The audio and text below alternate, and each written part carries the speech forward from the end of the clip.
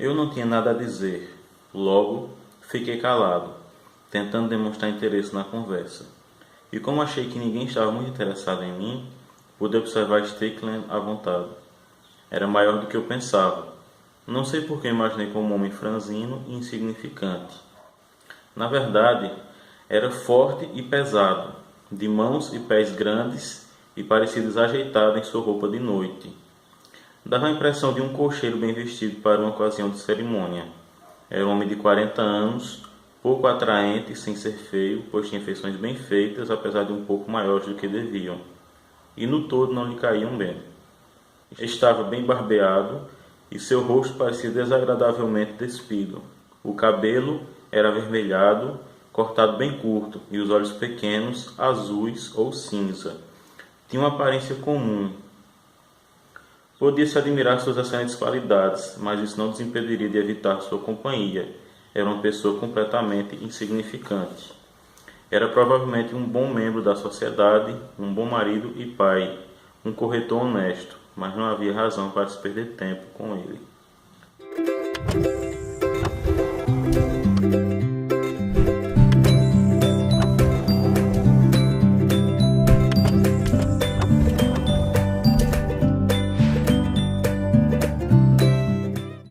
A arte justifica tudo?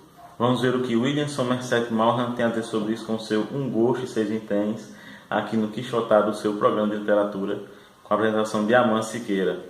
Eu acho que vocês não conseguiram ver o título do meu livro, porque está bem acabado. Já é a terceira vez que eu leio esse livro. Eu tenho esse defeito: quando eu gosto de um livro, ao invés de procurar outros livros do autor, eu fico relendo o mesmo livro. E é um problema sério quando se trata do Maugham, porque ele tem A Servidão Humana, que talvez seja sua obra-prima, tem O Filho da Navalha. Então tem várias obras que são importantes e que merecem ser lidas também. Eu vou sanar esse problema, vou procurar outras obras dele. Um Gosto e Seis Vinténs completa em 2019 100 anos de sua publicação. A tradução dessa edição aqui é de Rosane Maria Pinho. E algo que sempre me instiga é o problema da tradução, as escolhas dos tradutores. E esse livro aqui, principalmente, me chamou muita atenção a questão do título, Um Gosto e Seis Vinténs. O título original é The Moon and Sixpence, A Lua e Sixpence. Sixpence é uma moeda, não são seis moedas, como o termo seis vinténs pode levar a crer. É apenas uma moeda inglesa prateada. E esse título aqui vem de uma crítica ao romance que foi publicado em 1915 pelo Maugham, A Servidão Humana, o Da Servidão Humana, On Human Bondage. Um crítico disse que o Maugham, ao procurar tanto a lua, deixava de encontrar a moeda de 6 pences, ou sixpence, que estava a seus pés. E em resposta, o Maugham disse que se a pessoa ficar olhando pelo chão para procurar essa moeda, vai perder de ver a lua. Então esse livro aqui, o título dele, vem disso, vem dessa frase, desse crítico. E justamente esse livro aqui é para mostrar o valor da arte e o quanto vale a pena, no caso, buscar arte ou buscar a lua e deixar de encontrar então moedas que estão pelo chão. Pelo que eu vi pesquisando para tentar entender a solução dessa tradução para o título, eu vi que tem um ditado português que diz que mais vale um gosto na vida do que 6 vinténs no bolso. Talvez tenha vindo daí. Eu acho que talvez uma tradução para a gente, no caso de quando foi traduzido a primeira vez, seria a lua e 10 contos de réis, ou 10 mil réis. E hoje talvez seria a lua e 10 reais, algo assim, né? É uma questão bem complicada, essa questão das traduções. E é claro que a tradutora tem seus motivos para colocar esse título. Mas vocês já ficam sabendo de antemão que o título é baseado nessa figura, na questão de vale mais a pena buscar a lua ou procurar no chão para encontrar dinheiro. E então o Somerset Maugham pegou a vida do Paul Gauguin, o pintor que criou o primitivismo, e ele pega alguns detalhes dessa vida para tentar traçar a sua opinião em relação à busca pela arte. No caso, o personagem principal é inglês, não francês, como Paul Gauguin. O nome dele é Charles Strickland. Mas ele pega alguns episódios da vida do Gauguin e transporta para a ficção. O Charles Strickland, como vocês já viram pelo que eu li antes da vinheta, era um homem de família comum. A própria esposa dele dizia que ele era um perfeito filisteu, ou seja, alguém totalmente desinteressado pela arte. E é interessante que a esposa dele, a senhora Strickland, dava almoços para literatos, para artistas.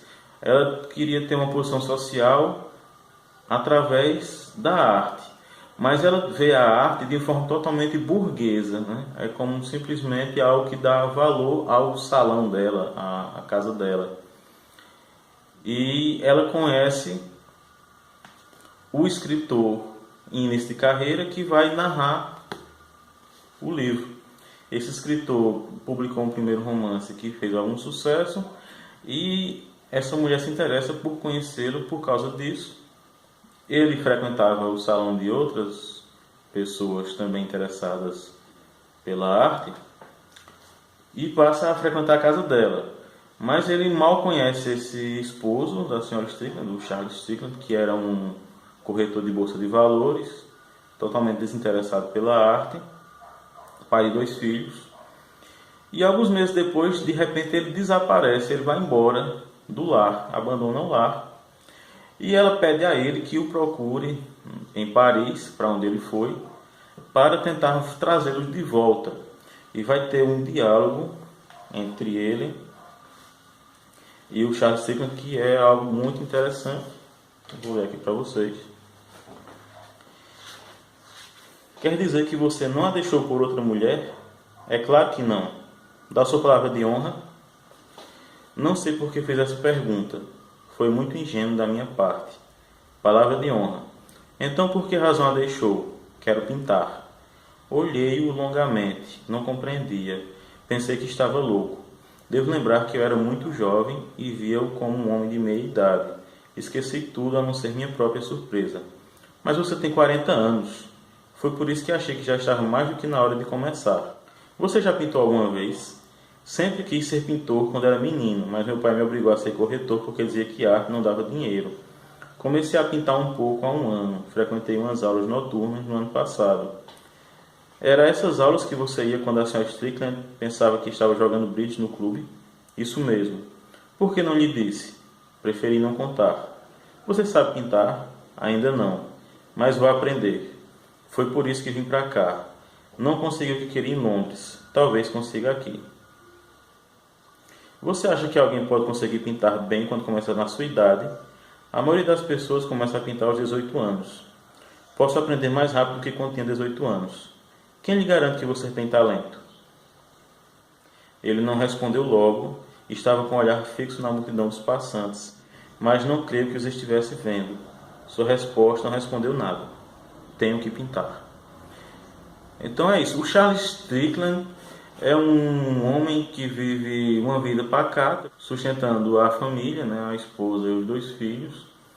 E de repente ele decide aos 40 anos que vai pintar e abandona o lar. Esse amigo da família vai atrás dele, mas não consegue trazê-lo de volta, não consegue demovê-lo dessa ideia. Ele vai usar algumas ideias bíblicas, o imperativo categórico de Kant, tentando convencê-lo do contrário, mas tudo isso ele diz que são puras besteiras. Quando esse escritor pergunta-lhe se ele vai deixar mesmo a esposa desamparada, ele diz que já sustentou por 17 anos, que agora ela tem que fazer um pouco disso. Quando ele pergunta se ele não ama os filhos, ele diz que gostava deles quando eram crianças, mas que agora não sente nada por eles. Então é um cara egoísta, é um cara que toma decisões que a sociedade vai condenar muito. Inclusive, talvez por isso mesmo ele ganha uma certa notoriedade. Logo no início do livro ele vai descreveu o seguinte: confesso que quando conheci Charles Strickland, nem por um momento percebi que havia nele algo diferente. Agora, porém, poucos são aqueles que negam sua grandeza. Foi-se o tempo em que ele era objeto de ridicularização, e não se trata mais de excentricidade defendê-lo, nem de perversidade elogiá-lo. Seus defeitos são considerados como um complemento necessário a seus méritos. Isso não é spoiler. Quando ele narra o livro, o Strickland já morreu. E ele meio que faz uma biografia, ou mais do que uma biografia, ele faz um relato da sua relação com o Strickland. Então, talvez depois da morte, tudo se justifique, né? Inclusive o próprio filho dele escreveu uma defesa dele, dizendo que muitos dos pecados que se lhe atribuíam eram exageros, que ele era um bom pai e um bom marido, o que a gente vai deduzir pela narrativa que não é verdade de forma alguma. Então o Maugham adota aquele exemplo que ele considera como o mais extremo de uma busca pela beleza, pela arte, pela inspiração, que seria o Paul Gauguin, que abandona todos os deveres sociais, os deveres maritais, os deveres éticos e morais em busca de sua arte. O Charles Strickland é alguém que não acredita no amor, ele só acredita no instinto, ele acredita na luxúria e condena as mulheres por quererem ser companheiras e amigas, por acreditarem no amor e defenderem o amor, que ele considera que seja inclusive algo doentio. Ele vai em Paris receber a ajuda do Dirk Struve, que é um pintor que não tem o talento que ele tem, que acredita muito no talento dele, acha que ele realmente é um gênio. E o Struve é um pintor que vende muito, que ganha muito dinheiro, então que pode ajudar o seu colega. Mas o Struve leva o Strickland para a casa dele, e isso é um problema. A esposa do Struve, a Blanche, tem uma repulsa pelo Strickland, mas é obrigada a cuidar dele quando ele adoece, e cuidando dele acaba se apaixonando, se entregando à luxúria. Então eles vão ter esse caso, o que acaba com o casamento do Struve, que mesmo assim queria ter a esposa de volta. Depois de Strickland simplesmente vai abandonar a Blanche também. Ele é alguém muito egoísta, que não se interessa por nada, a não ser pelo utilitarismo que as pessoas têm para ele. E ele vai finalmente para o Tahiti. Lá no Tahiti ele vai casar-se novamente com uma mulher que é totalmente submissa, que é aquilo que ele precisa, que ele queria, uma mulher que apenas cuidasse da casa, fizesse sua comida, cuidasse dos filhos, enquanto ele poderia dedicar o seu tempo para a sua arte, a sua pintura. E esse livro é sobre isso, né? Sobre essa questão. Será que a busca pelo belo justifica atitudes horríveis como a que o Strickland toma? É um livro muito bem escrito. Como eu já disse, ele é narrado por um escritor que conhece a família, que conhece o personagem principal. Então ele narra as coisas que ele viveu, vivenciou, os diálogos que ele teve com o Strickland, que ele ouviu de segunda mão de outras pessoas que conviveram com ele. Ele reencontra o Strickland nessa cabana que ele vive lá no Tahiti após a Primeira Guerra Mundial, já bem doente. E o livro é sobre isso, basicamente, sobre essa busca. Ele não tenta de forma alguma justificar os erros, ele até condena os erros do Strickland em muitos momentos, mas ele está mostrando da forma mais imparcial possível as suas ideias a respeito da busca pela arte. E ele também vai falar, claro, sobre a literatura, de uma forma bem interessante, que eu vou ler aqui para vocês também. Não me lembro quem foi que recomendou aos homens, para o bem de suas almas, fazem todos os dias duas coisas de que não gostassem. Foi um homem sábio, e é um preceito que tenho seguido regularmente. Todos os dias me levanto e me deito na cama, mas existe em minha natureza uma tendência de ascetismo e submeto minha carne todas as semanas a uma mortificação mais severa. Nunca deixe de ler o suplemento literário do Times. É uma disciplina salutar ver o grande número de livros que é escrito, as esperanças com que seus autores os veem publicados e o destino que os espera. Qual é a chance que existe de um livro se destacar entre tantos? E os livros de sucesso são apenas sucessos de uma temporada. Sabe Deus o que o autor sofreu, por que experiências desagradáveis passou e que dores de cabeça teve para dar a um leitor qualquer algumas horas de descanso ou para aliviar o tédio de uma viagem. E pelo que posso julgar das críticas, muitos desses livros são bem escritos, exigiram muita reflexão em sua composição, muitos são mesmo resultado do trabalho angustioso de uma existência. A moral que deduzo daí é a de que o autor deve buscar sua recompensa no prazer de executar sua obra e na libertação do fardo de seus pensamentos, e, indiferente a tudo mais, não se importar com elogios ou críticas, fracasso ou sucesso. Isso é logo no começo do livro, e por aqui o Maulana está mostrando as suas intenções. Ele está querendo dizer que o artista deve deixar de lado as opiniões de terceiros e se dedicar puramente à sua arte.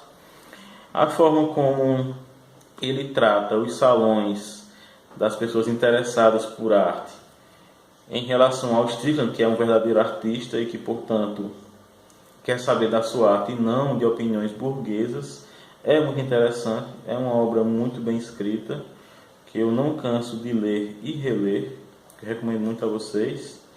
Espero que vocês tenham gostado do vídeo. Não esqueçam de se inscrever, ativar o sininho para receber as notificações dos vídeos novos, curtir, comentar e compartilhar. E a gente se vê no próximo Quixotada, o seu programa de literatura.